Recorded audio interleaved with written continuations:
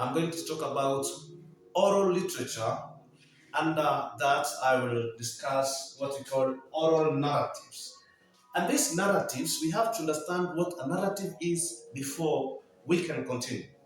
That first of all, a narrative is a story that gives accounts of people, events, places, and they are based on factual. This means that they are real or they can be real. They can be non-fiction, which means they can be real stories. And on the other hand, we have to understand that these particular oral narratives can also be imaginary or fictional.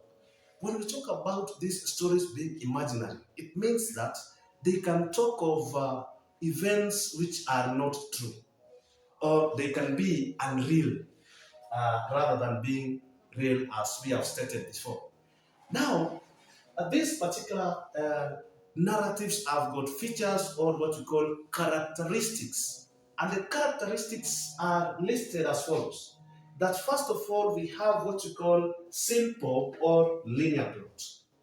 I have to explain this, what it means. When we talk about simple or linear plot, this means that um, having a simple linear plot means that events flow from the beginning to the end in a chronological order.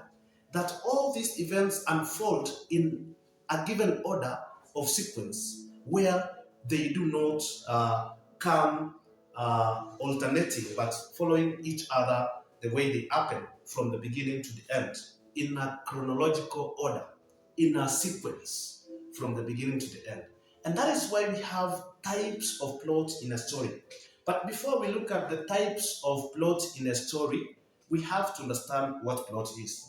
That plot refers to the order of events in a story.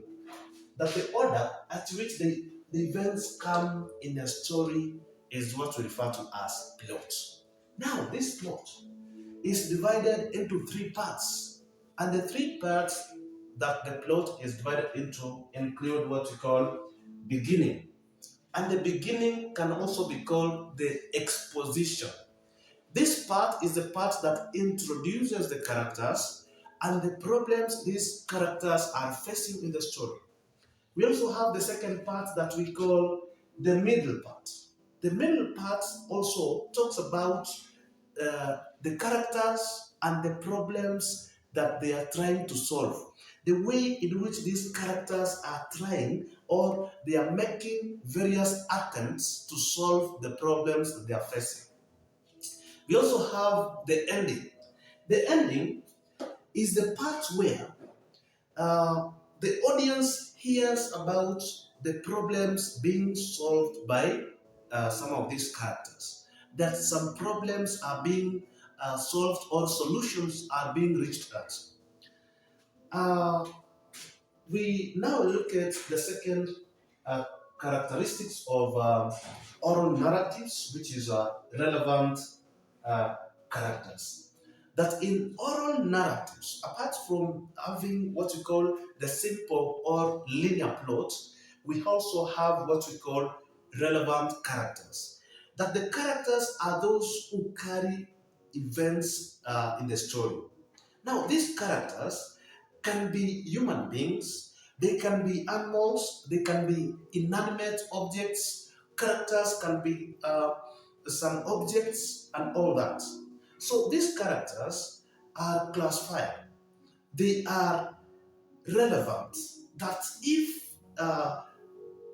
the narrator of a narrative decides to use a given characters, then it means that they have to be real.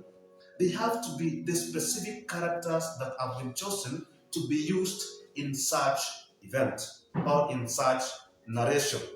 We also have another characteristic that we call the use of a rural setup. That there is what we call a rural setup. When we talk about a rural setup, this characteristic or feature is evident in oral narratives, where since they are passed from generation to generation, it is clear that they are often set in the past times. And we have to understand that there is what we call rural setup. And this rural setup, such as fetching of firewood, there is what we call hunting and fetching water from the river, among others. So all these show that the story is set in the rural setup.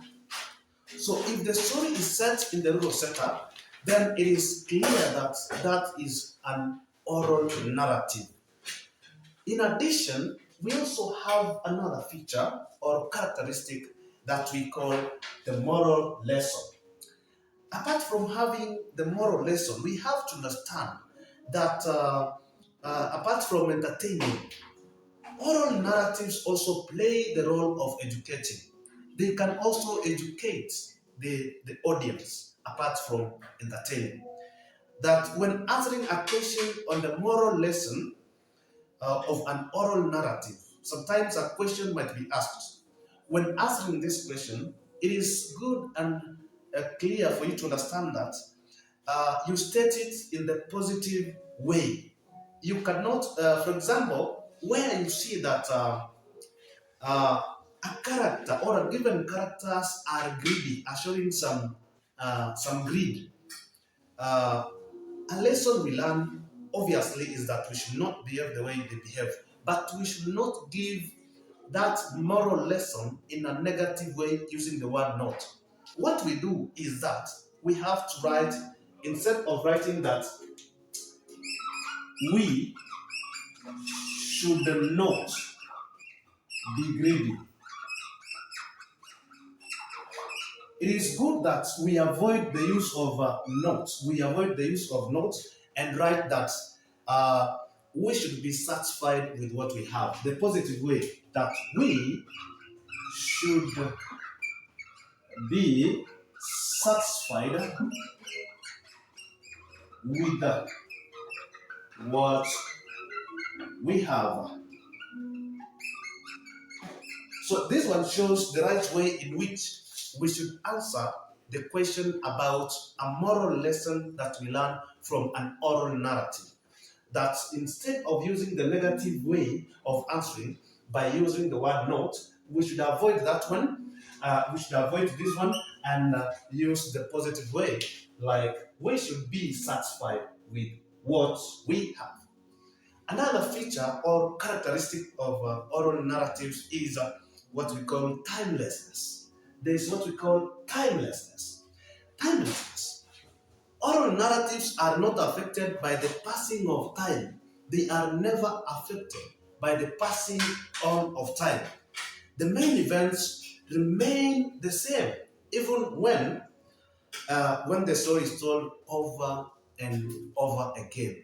So when the story has been told over and over again, the main events in an oral narrative remains the same. That is why it is considered to be timeless. There is what we call timelessness as a feature of oral narratives. That oral narratives are often not time specific. They are not time specific. This is revealed in opening formula. The use of opening formula like once upon a time, long, long time ago, among other formulas that is used for opening an oral narrative. They show that there is timelessness, there is no specific time. The last feature that I will look at is fantasy. Fantasy is another feature or characteristic of oral narratives. That the happenings in most oral narratives are based on fantasy or what we call they are unreal. There is what we call unreal happenings in these particular stories. That they are created from the imagination and they are impossible in the real world. When they are impossible in the real world and there is what we call imaginations, then they are fantasy. For example, an ogre. A story may give, we may read a story about an ogre swallowing people who later on come out of the belly unscathed. They come out alive. That people have been swallowed and they come out alive. So that shows some fantasy in the story. So those are some of the features that I will look about in this particular lesson. Thank you for watching Mwalimu Jeff Bama. God bless you. Remember to subscribe, like, and comment. Thank you so much.